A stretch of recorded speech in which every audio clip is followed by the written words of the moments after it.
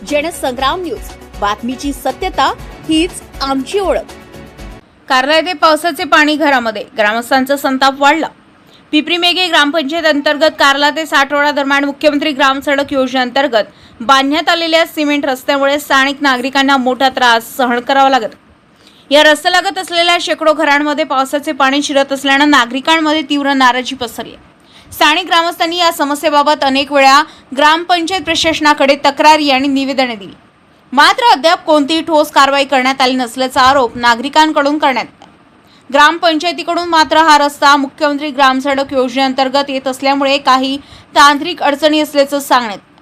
दरम्यान सांडपाणी व पावसाचे पाणी वाहून जाण्यासाठी आवश्यक पाईप त्या ठिकाणी अनेक दिवसांपासून पडून, परंतु वन विभागाची परवानगी न मिळाल्यामुळे पाईपलाईन टाकण्याचं काम अजूनही रखडलंय। येत्या पावसाळ्यात पुन्हा घरामध्ये पाणी शिरण्याची भीती व्यक्त करत ग्रामस्थांनी प्रशासनावर तातडीने उपाययोजना करण्याची मागणी केली आहे। सामाजिक कार्यकर्ते शुभम ढवळे यांच्या नेतृत्वात ग्रामस्थांनी वारंवार पाठपुरावा केला असला तरी ग्रामपंचायतकडून टाळाटाळ होत असल्याचा आरोप करण्यात आला।